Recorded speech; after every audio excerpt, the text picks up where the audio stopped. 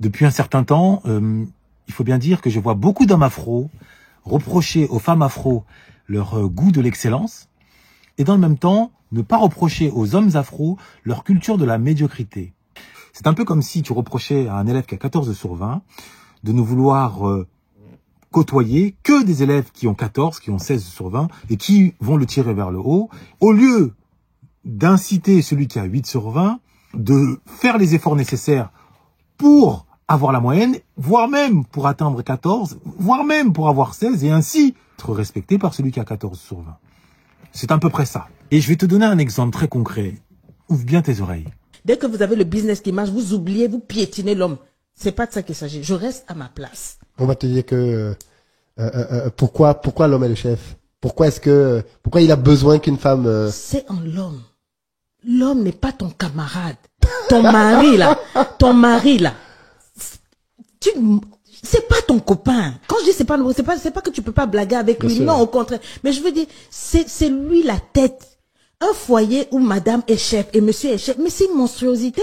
Donc voilà un homme qui, instrumentalisant grossièrement une vidéo de Lydie Costionea, et comme si d'ailleurs ce qui sortait de la bouche de cette dernière devait être pris comme parole d'évangile, au lieu de reprocher aux autres hommes afro de ne pas suffisamment gagner d'argent, de ne pas suffisamment se donner corps et âme pour s'élever, pour atteindre une certaine excellence, eh bien, reproche aux femmes afro qui gagnent mieux que leurs hommes, d'afficher une forme de mépris, de ne pas accorder à l'homme son statut de dominant, son statut de chef de famille, qui serait censé être inné. Donc concrètement, il reproche aux femmes qui cultivent ou qui cherchent à cultiver l'excellence, le fait de ne pas se soumettre à des hommes qui cultivent une forme de médiocrité.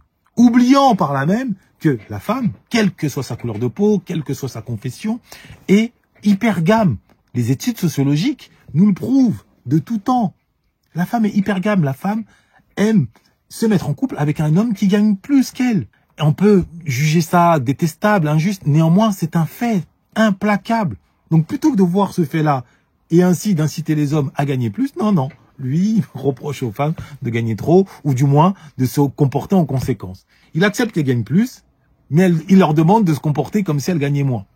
C'est quand même fascinant. Moi, j'invite les hommes afro à se libérer de la culture de la médiocrité qui ne dit pas son nom, qui a plutôt des allures de culture de l'excuse, culture victimaire, à toujours présenter leur situation difficile sur le plan économique comme étant la conséquence d'une stratégie étatique, d'un racisme systémique et à ne jamais se remettre en cause.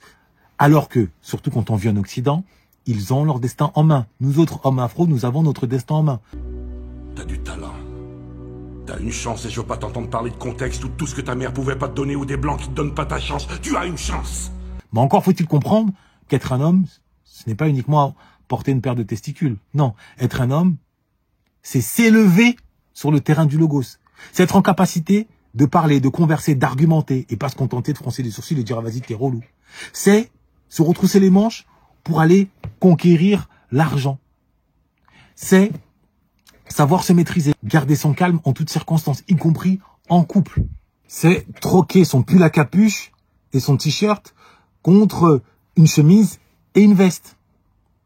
C'est en clair se libérer de l'identité ghetto, sortir de la culture de l'adolescence éternelle, le fameux syndrome de Peter Pan, pour rentrer enfin dans l'âge de la maturité. Voilà ce qu'est être un homme à mes yeux, hein. Si je me trompe, vous me le dites. Mais ce qui est sûr, c'est que quand tu as un élève qui a 8 et un autre qui a 14, tu dois concentrer ton énergie sur celui qui a 8. Celui qui a 14, même s'il n'a pas 20, il mérite moins d'être blâmé que celui qui a 8. Et dans la réalité, celui qui a 8 sur 20, c'est d'abord l'homme afro. Évidemment, je généralise. Évidemment, il y a des Tidjane Thiam. Évidemment, il y a des Dangote dans notre communauté. Simplement, rendez-vous dans les facultés et vous verrez, sur 10 afros, 8 sont des femmes, 2 sont des hommes. Bon, par ailleurs, n'oubliez pas que je vous attends dans 3 jours pour le prochain décollage de la rentrée, direction la planète Logos. Il ne reste que très peu de place. Donc si vous voulez prendre votre destin en main, sortir de la victimisation en rentrant dans la maîtrise du Logos grâce aux règles d'or que je vais vous transmettre et qui vous permettront de devenir puissant, de devenir un véritable afro-noble, Vous savez ce qu'il vous reste à faire. Moi, je n'ai qu'une parole. Il y aura un avant et un après.